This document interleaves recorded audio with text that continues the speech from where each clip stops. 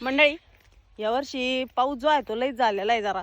म्हणजे मे महिन्यापासून चालू झाला होता तर पर नोव्हेंबर महिन्यापर्यंत चालू होता. आता उघडलाय बरं का चांगला बऱ्यापैकी. तर पावसामुळे हा आमचा शेतात जायचा रस्ता आहे बघा. हा तर रस्ता असा झालेला आहे जसं जंगलातून चाललोय. इतकं गवत झालेलं आहे मोठं मोठं, हे पहा.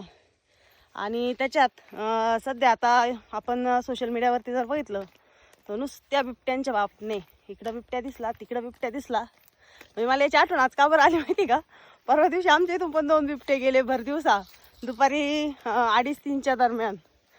माझ्या बाया तिकडे कांदे लावित होते, त्यांनी बघितलंय. आणि ज्या कांदे लावायला बाया होत्या ना त्यांनी पण बघितलंय. तर त्याच्यामुळं कसं आम्ही दिवसा पण म्हणजे जरा पोरांना जपतोय. तर तुमच्या इकडं पण बिबटे आहेत का नाही कमेंट करून नक्की सांगा. आणि जर असतील तर स्वतःची पण काळजी घ्या आणि मुलांची पण काळजी घ्या. तृप्तीचं तर काय, आता तृप्ती शाळेत जाते त्याच्यामुळे त्याचं नाही टेन्शन. पण आम्हाला शिवांश जास्त जपावं लागतं, कारण तो जर एकदा वाट्याच्या खाली उतरला तर तो सांगताच येत नाही कुठं पळतो. तरी एक जण कंटिन्यू त्याला राखण राहत असतं.